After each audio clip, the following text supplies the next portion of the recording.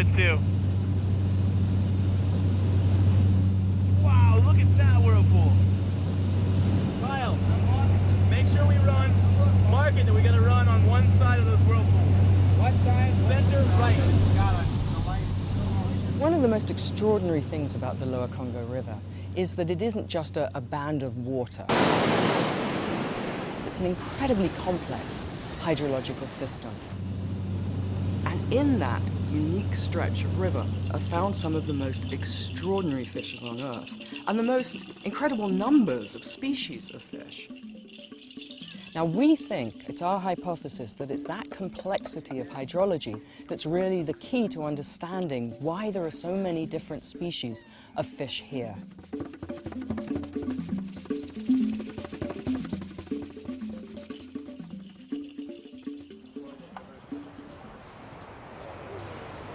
To me, one of the most important things is, when we look at these rapids, I want to know how deep all of that goes. Because, you know, it's possible that that could be a surface phenomenon.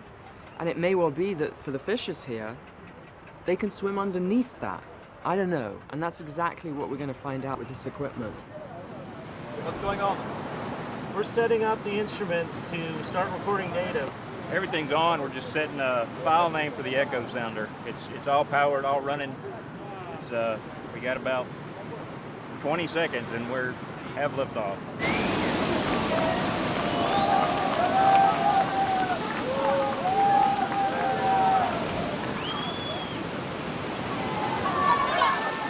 It's huge, and it feels like when you paddle up to just the beach right here, it feels like an ocean because the waves are just crashing in and breaking like an ocean. So we want to get it out and make sure things are on and running. This is the depth data from the echo sounder, and as we were scrolling across, it was pretty shallow, and all of a sudden the depth line just dropped off the screen. Obviously, he went over some major hole, so it's but it's beautiful.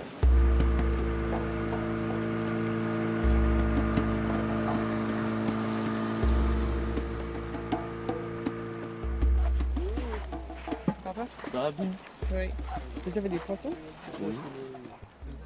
This is what the local people here call Mondeli Bureau. It's a completely blind, depigmented cichlid fish. We only ever find them dead. We've never caught one. They just wash up dead because we think they're living very, very deep down in a canyon that's out there in the river that Ned and John are going to be mapping for us. They're going to be able to tell us exactly how big the canyon is and how deep it is. Give us rest day, you see? John, what'd you get? 495 feet. 545, 520, 510. So John just tells me that we're sitting over a 530-foot hole right here. Very calm water, not much going on, but it's pretty cool. It's gonna go back through the whirlpool. The boat right now is hovering over the center of a whirlpool, so we're just spinning around and around. As you traverse this river, you'll see whirlpools that form and dissipate with radii of literally hundreds of feet sometimes. This one is about 20, 30 feet across. So we're just spinning with this whirlpool. These things form, they arise, they dissipate because of the huge depth of the chasm below us. This was the impressive one, because we're cruising along at about 415 feet, and then it drops off to 550 plus. So we got this, it's like a big crack. Oh, so that's where they find Mondeli Bureau, right in here? Right at the cliff. Yeah, it's that sheer wall that comes down. That is pretty cool. That was pretty cool. I mean, the velocity was extreme in there. It's we pretty got fast. 10 to 14 feet a second. So the red and the yellow Yep. are the fastest. Right. What we're finding here are walls of water. Velocities at the surface going in one direction extremely fast, go down to 100 meters, and they're going extremely fast in the opposite direction. So there's this cacophony of water and mountains and troughs. It's a wild, wild place. And what we think is really happening is this tremendous river topology is actually serving to isolate fish populations. And that's really weird, because we always think river's water, and if you've got water, a fish can swim in it. So you're going to have no difference from one side of the river to the other side of the river, because fish can swim across. Turns out not to be the case in the Lower Congo. There are certain species that we're looking for, so we will sample tissues of those first. Ooh, look at this.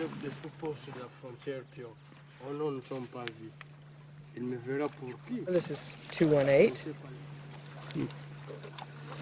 Okay, so then I'm going to take a fin from which we can extract DNA. We get some specimens from this side of the river, we look at them, we say, oh, we know what that is. We go to the other side of the river, we collect the same species, we look at the specimens, we say, oh, it's the same thing. But when we go back to the lab and we start analyzing the DNA, we find, no, they're not the same thing, they're distinct. Once we have acquired all of this genetic information, we're able to reconstruct trees of relationships for these species that suggest that the diversification in Lower Congo is ongoing. This tree shows the relationships of populations of Teleogramma burchardi collected on opposite banks of the Congo, separated by less than 2 kilometers. Here we can view it in a little bit different way. This is a haplotype tree, and each circle is proportional to the number of individuals with the same genetic signal.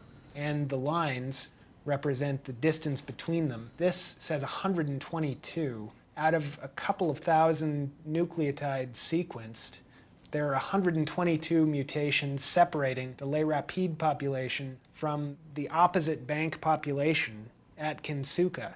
And this is greater than 5% sequence divergence, which is extremely surprising for 2 populations of a species that look exactly the same. You can see how complex it is. The water is moving at so many angles. And at quite high velocities. At very high velocities. It's going to be really great to be able to correlate some of the genetics that Bob's been doing with now what we know about the river in this region. Within the trees that we've generated of species found in the Lower Congo, we do see a number of patterns emerging that roughly correspond to hydrologic features in the system. And there's a very strong implication that hydrologic features are serving as barriers and driving diversification. Speciation, to a large extent, is driven by isolation. If 2 populations don't reproduce with each other, then over time, genetic changes will accumulate and they diverge. They may not look that different, but genetically, their genes are clicking away and they're changing. So it's almost as if we're getting a window into that speciation process. It hasn't yet happened with a lot of these fish species, but it's on the way to happening. Species are evolving all the time in this system. That explains why there are so many species there. So really, we have this just wonderful system. It's a magical place, and it's a terrific place for really studying evolution in action.